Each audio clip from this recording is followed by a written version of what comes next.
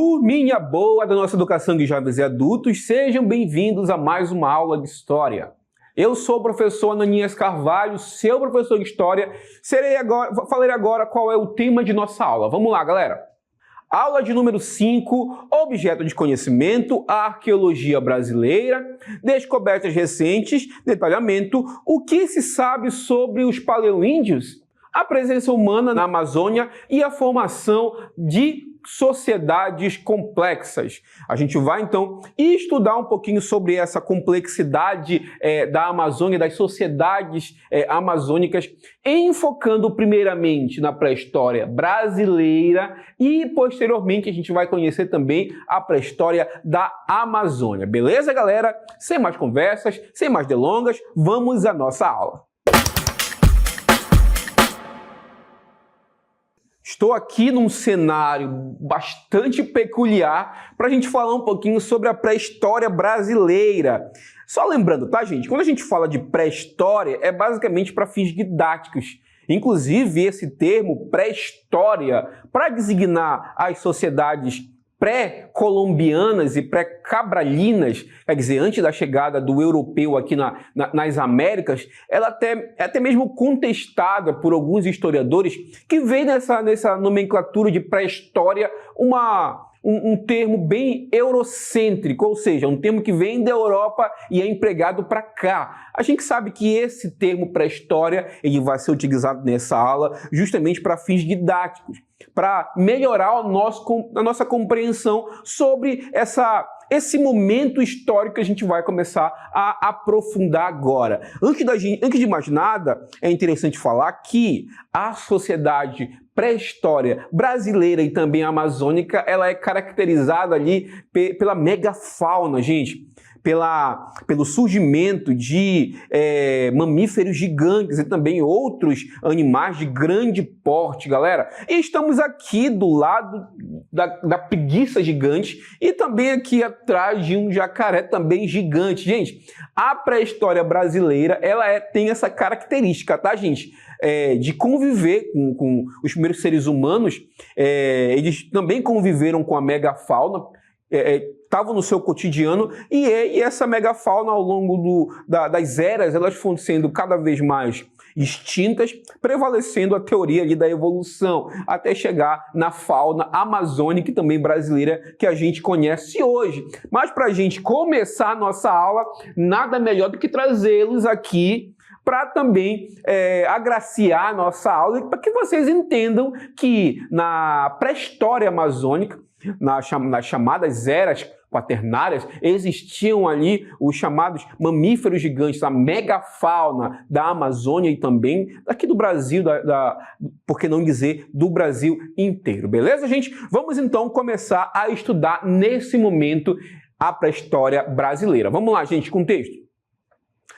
É denominada pré-história brasileira o período que compreende os séculos anteriores à ocupação dos primeiros colonizadores portugueses. Mais uma vez, quando a gente fala de pré-história brasileira, tomem nota que pode cair na avaliação de vocês, a gente está vendo que é o período anterior à chegada do europeu, a ocupação portuguesa e também espanhola, por que não dizer, aqui na região, tá, gente? Então a gente vai entender como era aqui o território amazônico e também brasileiro antes da chegada dos europeus. Vamos adiante. Para a gente conhecer, galera, a sociedade, vamos ao texto, vamos lá? É essencial que a gente compreenda também quais foram os vestígios deixados aqui. Como os pesquisadores, então, eles compreendem como eles chegaram a esses vestígios até concluir, pegando também as teorias já existentes. É comumente aceito, gente, que a ocupação da Amazônia ela aconteceu pelas várias migrações humanas partindo ali pelo Estreito de Bering, mais uma vez, lá em cima, no extremo norte do continente americano, no Estreito de Bering, que é um estreito, como o próprio nome já diz, que interliga ali o continente asiático ao continente africano. Segundo essa teoria, as ondas migratórias humanas aproveitaram ali a glaciação, quando aquele estreito estava congelado, e migraram, gente, para o continente africano.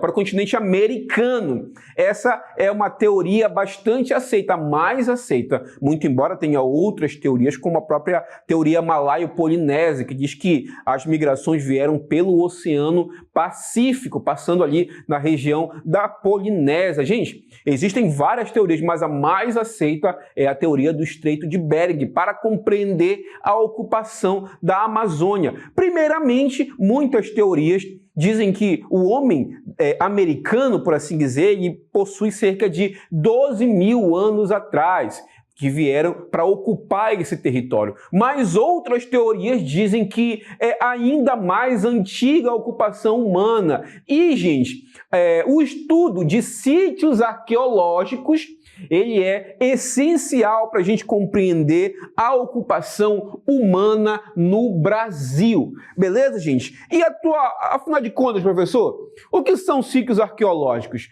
Olha o que o texto fala para a gente. Atualmente, o Brasil possui registrado aproximadamente 700 sítios arqueológicos. Voltando para mim aqui, gente. Vamos lá. Mas o que é um sítio arqueológico, professor? O que chamamos de sítio arqueológico é um local onde foram encontrados vestígios da ocupação humana, seja ocupação antiga ou mais recente. Mais uma vez, tá, gente? Outras ciências auxiliares da história são fundamentais ali para a descoberta, para a catalogação e também para a exploração desses sítios arqueológicos. E a que mais se destaca é justamente a arqueologia. Através dos estudos arqueológicos, através dos estudos desses sítios arqueológicos, a gente pode ou a gente pode refutar teorias ou pode confirmar teorias da ocupação humana aqui no Brasil. Vamos ao texto para a gente entender e conhecer alguns desses sítios. Vamos lá, gente. O primeiro sítio que eu trago para vocês, galera, que está localizado no Nordeste brasileiro, precisamente lá onde hoje é o estado do Piauí, e está no Parque Nacional da Serra da Capivara. É um sítio arqueológico bastante importante e bastante interessante para a gente conhecer agora, e também como o estudo desse sítio arqueológico colabora ali para as teorias sobre a ocupação humana no Brasil. Vamos lá, gente. E o texto fala o seguinte: o local abriga os vestígios arqueológicos mais antigos da ocupação humana na América do Sul. É considerado patrimônio cultural e natural da humanidade pela Unesco. Vamos adiante, vamos lá. Um dos principais sítios é o parque, um dos principais sítios do parque é o da Pedra Furada, onde Nied Guidon e sua equipe encontraram vestígios como fogueira feita por seres humanos há aproximadamente 50 mil anos. Professor, mas vamos lá, professor. Agora há pouco o senhor falou para mim que a ocupação humana aqui na Amazônia e também no Brasil, por que não dizer, ela vinha de pouco mais de 12 mil anos. Mas a gente está vendo que a Nied Guidon, ela, através dos seus estudos arqueológicos, ela encontrou vestígios de ocupação humana de 50 mil anos. Gente, é muito tempo, né, gente? Então a gente vê que as teorias elas são confirmadas ou refutadas através ali justamente da análise desses sítios arqueológicos. E o sítio, o Parque da Pedra Furada, tem ali as pinturas rupestres, tem aparecimentos de utensílios utilizados pelos agrupamentos humanos que confirma a datação de o que a Nied fala pra gente, de 50 mil anos, gente. Então a gente vê que a ocupação humana no Brasil ela também carece de mais pesquisas e também de confirmação dessas teorias, tá bom, gente? Vamos adiante com o texto, vamos lá. Através desses estudos, a gente conclui que os seres humanos, os homens que ocupavam aqui a região do Brasil, eles eram a priori também caçadores e coletores, tá, gente? O que é isso, professor? Eles caçavam animais de pequeno porte, tá, gente? E também coletavam grãos ou até mesmo moluscos, como a gente vai ver daqui a pouco, os homens dos sambaquis, que eram basicamente agrupamentos humanos, que estavam ali em determinado local, que muitas vezes eram até mesmo sedentários, e que alimentavam-se de moluscos, e a partir dessa alimentação eles iam despejando ali as conchas, e essas conchas formavam as montanhas, né, gente? Amontoado ali de segmentos que formaram o que a gente conhece hoje como os sambaquis. Mas agora a gente vai dar enfoque, primeiramente, ali nos caçadores e coletores, e exclusivamente o homem de Lagoa Santa. E o texto fala o seguinte para a gente: o sítio arqueológico de Lagoa Santa, que é localizado hoje no estado de Minas Gerais, foi descoberto um dos mais importantes achados arqueológicos mundiais, o fóssil de Luzia. Como foi nomeado, é considerado o mais antigo já encontrado em escavações e foi descoberto em 1975 por arqueólogos franco-brasileiros. E por que a Luzia é importante, gente? Porque através daí a gente pode, então, confirmar ou refutar essas teorias da ocupação da Amazônia. Gente, a Luzia, ela, segundo datação feita por carbono 14, por arqueólogos, ela tem aproximadamente 12.500 anos, de 12.000 a 300.000 anos. É um fóssil bastante antigo, que estava ali no Museu Nacional, inclusive quando o mesmo sofreu ali um incêndio, né, gente? E por muito pouco, galera, por muito pouco mesmo, a gente não perde esse fragmento importante da nossa história. Inclusive, alguns relatos dizem que o fóssil da Luzia foi encontrado em meio aos escombros do incêndio. É uma preciosidade que, ainda bem que a gente teve resgatado para preservar um pouquinho da nossa história. A Luzia, gente, ela é muito importante, ela é, sem dúvida nenhuma, um dos fósseis mais importantes encontrados no Brasil, porque a gente, através da análise desse fóssil, a gente pode, então, compreender um pouquinho mais sobre essa questão da ocupação humana no Brasil, nas Américas também, tá bom, gente? Vamos adiante, vamos lá. Os homens de Umbu. Esses povos eram caçadores-coletores nômades que se alimentavam de animais, frutas, mel e viviam em áreas abertas, construindo abrigos em todo tipo em topos de colina, onde poderiam controlar as redondezas, mas também procuravam áreas ribeirinhas e grutas naturais. Também uma outra ocupação interessante. Inclusive, a gente traz aqui um artefato bastante interessante para a gente compreender um pouquinho mais sobre o homem de Umbu. Mais uma vez, professor, como a gente tem conhecimento do homem de Umbu? A gente tem conhecimento, obviamente, graças às pesquisas arqueológicas brasileiras, também ali franco-brasileiras, até porque muitos arqueólogos franceses vieram para o Brasil justamente atrás dessas preciosidades, desses fósseis, para compreender também ainda mais a ocupação humana na Amazônia. Voltamos ao texto do homem de Umbu, vamos lá.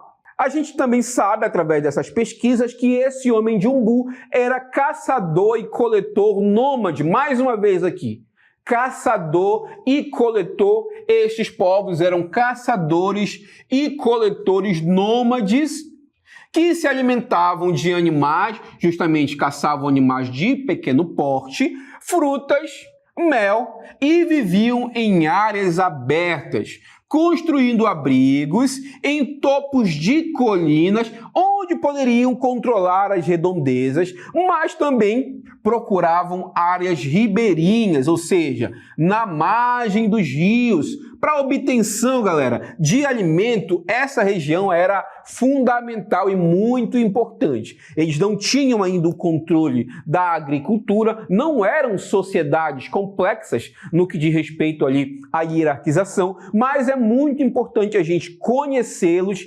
entender de onde vem e que também foi um importante elemento para a gente conhecer a pré-história brasileira, beleza, gente? Vamos adiante com o texto, vamos lá? Outro agrupamento humano que a gente vai conhecer agora, gente, preste atenção, é justamente os homens dos sambaquis. Galera, o que é um sambaqui, professor? Essa palavra é engraçada, né, gente? Sambaqui, né, gente?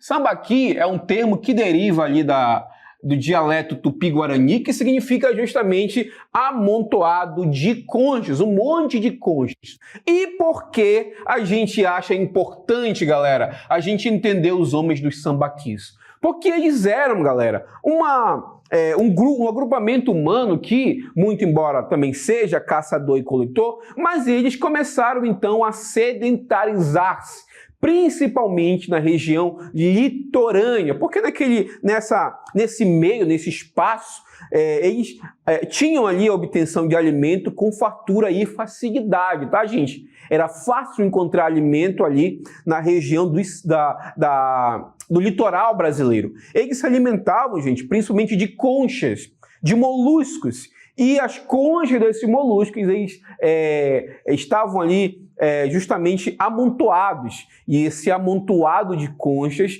obviamente, se sedimentou, e através ali dos estudos arqueológicos, a gente encontra eles até hoje nos chamados sambaquis, beleza, gente? E o que o texto fala pra gente é o seguinte: a palavra sambaqui tem origem tupi e significa literalmente monte de conchas. Os sambaquis são sítios arqueológicos que guardam depósito de conchas. Mais uma vez, gente, são montanhas, amontoado de conchas que ali demonstram que haviam sociedades humanas, agrupamentos humanos, né, gente? Sociedade ainda não. Agrupamentos humanos que se estabeleceram ali naquele ambiente, naquele local, justamente porque era fácil, galera, obter alimentação ali de moluscos e também ali de pequenos moluscos e de outros animais marinhos, né, gente? Que eles poderiam se alimentar, e o sedimento, galera, eles iam espalhando, e esses amontoados de resto, de conchas, a gente dá o nome de sambaquis. Vamos voltando ao texto, vamos lá, gente. Vamos lá, os sambaquis são sítios arqueológicos que guardam depósitos de conchas que chegam a ter, galera, 70 metros de altura e 500 metros de comprimento, feitos há milhares de anos por povos caçadores e coletores que ficaram conhecidos como povo dos sambaquis. Mais uma espécie aí, um agrupamento humano interessante para a gente conhecer. Eles eram caçadores e coletores, os homens de Ambu também eram caçadores e coletores, e os homens de Sambaqui, dos sambaquis, eram agrupamentos humanos que viviam ali no litoral, que alimentavam-se de moluscos, e as conchas dos moluscos eles ali estavam ali amontoando até fazer as montanhas de sedimento que a gente conhece hoje como os sambaquis, importantes sítios arqueológicos fundamentais para a gente também conhecer um pouquinho do homem da pré-história brasileira. Vamos ao texto, vamos lá, gente. Agora sim, galera, a gente chegou na pré-história da Amazônia. E a gente vai conhecer primeiramente um pesquisador interessante, que é o Eduardo Góes Neves. O Eduardo Góes Neves, mais uma vez, ele pegou terminologias da pré-história geral para tentar entender, galera, a pré-história da Amazônia. Mais uma vez, tá, gente? Muitos pesquisadores condenam a gente usar esse termo pré-história para estudar aqui os homens, a ocupação humana antes da chegada do europeu. Porque, segundo eles, é uma terminologia eurocêntrica, tá, gente? Que muitas vezes não leva em consideração que aqui na região sofreram outros processos de ocupação que diferem um pouquinho do estudo da pré-história geral. Mas é fundamental para a gente ter uma noção e também um pensamento um pouquinho mais didático para a gente conhecer esse momento histórico. Vamos ao texto, vamos lá, gente. Segundo Eduardo Góes Neves, o sistema de periodização da pré-história da Amazônia se diferencia do povo, ou melhor, se diferencia da do Velho Mundo e do restante da América. E vejamos o seguinte, vamos lá, tá, gente? Trouxe pra gente aqui um quadro que vai nos mostrar um pouquinho a diferença, gente, da periodização entre a pré-história do Velho Mundo, a pré-história geral, a da América e também da Amazônia. Olha só, gente, enquanto a gente estuda, gente, na pré-história geral, conceitos como paleolítico, neolítico e idade dos metais, na pré-história da América, pré-história americana, a gente usa outra terminologia, tá, gente? Que é o período paleo-índio, o período arcaico e o período formativo, tá bom, gente? Já aqui na Amazônia, tá, gente? Na nossa Amazônia, a gente usa outra nomenclatura. A gente vai conhecer cada uma, tá, gente? Primeiramente, o paleo-indígena, tá, gente? O período arcaico e a chamada pré-história tardia, com o surgimento, segundo alguns estudos, de sociedades mais complexas. Por exemplo, as sociedades marajoaras eram, segundo alguns historiadores, sociedades com uma alta complexidade, principalmente ali na hierarquização do povo, tá bom, gente?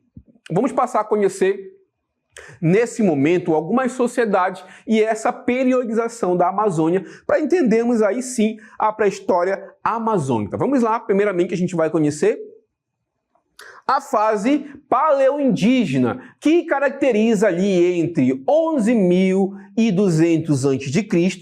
até o ano de 8.500 também antes de Cristo. É interessante que uma pesquisadora chamada Anna Roosevelt, ela foi fundamental para a gente entender esse momento através de suas pesquisas. E o texto fala o seguinte para a gente: paleoindígena, segundo Anna Roosevelt, é a ocupação humana na Amazônia. Ocorreu nesse período, é o período onde a ocupação da Amazônia começa pelos primeiros seres humanos. E quais as características, professor, desse período? São as seguintes: a população da cultura paleoindígena era pouco numerosa, tá, gente? O período da fase paleoindígena, perdão, a população era dispersa. E também ali, gente, eram seres humanos nômades, ou seja, não tinham um local fixo, não se estabeleciam em um local fixo. Então a gente conclui que eles também eram caçadores e coletores, tá, gente? E como a sociedade era organizada, professor? Segundo Anna Roosevelt, essas sociedades eram socialmente organizadas em bando. Vamos lá, gente. Características da fase paleoindígena.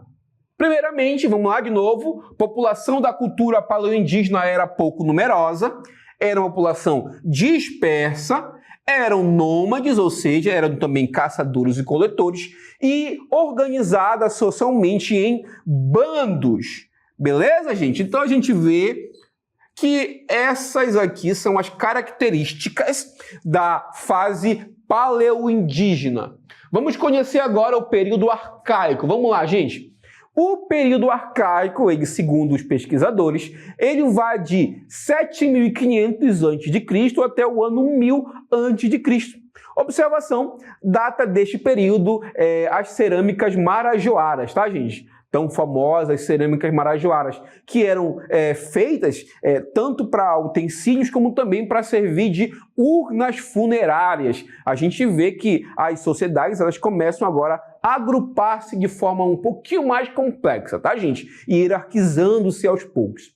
E vamos lá, vamos entender um pouquinho mais sobre essa fase arcaica, esse período arcaico da pré-história da Amazônia. Vamos lá, gente.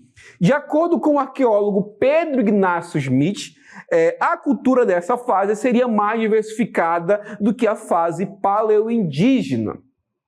A experimentação e o conhecimento acumulado levariam à domesticação de plantas e animais. Aqui a gente já vê que aos poucos os agrupamentos humanos começam então a se sedentarizar. O que é isso, professor? Fixar-se num ambiente só. Nesse momento a gente está vendo que é o período que corresponde ao que na pré-história geral a gente fala da Revolução Neolítica, é a fase arcaica da pré-história da Amazônia. Mais uma vez, tá, gente? Olha a datação, 7.500 a.C. até o ano 1000 a.C., tá, gente? Mais uma vez, nessa fase, a principal característica, tá bom, gente? É a acumulação de experiência e também ali a domesticação de plantas, tá, gente?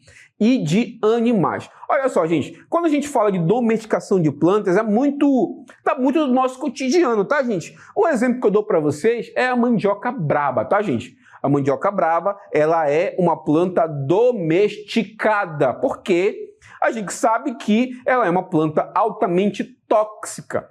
Mas a gente também sabe que através de processo de cozimento ali, a gente pode fazer a nossa farinha d'água, o nosso tucupi e outros elementos derivados ali da mandioca, que a princípio ela é uma planta tóxica, mas ali com o processo de fervura, as toxinas ali vão evaporando e você pode consumir a mandioca através desses processos. E isso, gente, é uma forma de domesticação de plantas, tá, gente? Que ocorreu ali no período arcaico. A gente está vendo que as populações elas começam aos poucos se organizar de forma mais complexa. Vamos entender outra fase da pré-história da Amazônia, dessa sim a fase da pré-história tardia, que ocorreu do ano 1000 a.C. até o ano 1000 depois de Cristo.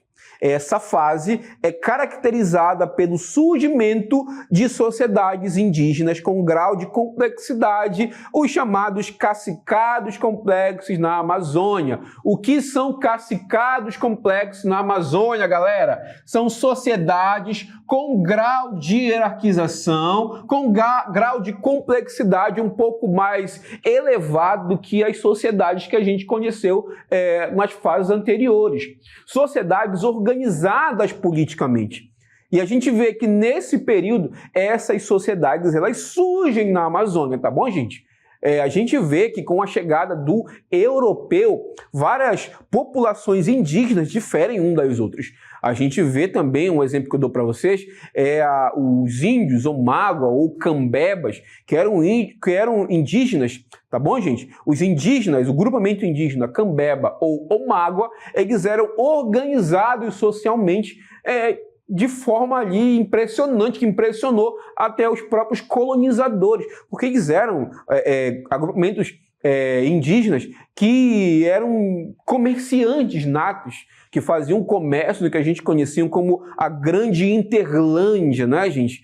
Que eles comerciavam com outras etnias. A gente vê também o surgimento de etnias com um grau de complexidade também muito interessante, como no caso da tribo Mura, que era conhecido como os gladiadores da Amazônia ou os espartanos das Américas, que eram ditos ali em sociedades bastante hierarquizadas e ditos ali aos conflitos, à guerra. Os mundurucus também, que era uma etnia indígena, que é uma etnia indígena também dado à guerra, que também organizava-se ali na chamada Mundurucânia, que é uma região ali dominada e controlada pelos índios mundurucus, que tinham ali como ritual de guerra, ir à guerra, executar o seu inimigo, cortar a cabeça, tá, gente? E fazer a cabeça de troféu. Eram sociedades com grau de complexidade bastante avançado, se a gente pegar desde as fases paleoindígena, da fase arcaica até essa fase da chamada pré-história tardia. Vamos ao texto, vamos lá, gente. Fase da pré-história tardia, tá, gente? Voltando com o texto, continuando com o texto, vamos lá? Era a fase do surgimento dos chamados cacicados complexos, vamos lá. Eram sociedades que tinham domínios culturais tão grandes ou até mesmo maiores do que muitos estados pré-industriais do Velho Mundo. discordâncias acerca da ideia da existência de cascados complexos na Amazônia. Muitos historiadores, muitos pesquisadores têm teorias de que não existiam, mas a gente sabe que, através de pesquisas, também a de catalogação de relatos de navegantes que vieram, europeus que vieram e sabem da existência dessas sociedades complexas. Dei exemplo para vocês dos omáguas ou cambebas, que eram agrupamentos indígenas, sociedades indígenas com um grau de complexidade bastante evoluído, comerciavam nas chamadas Interlândia, ali na margem dos rios. Beleza, gente? Eu quero agradecer muito a atenção de vocês e me despeço por aqui.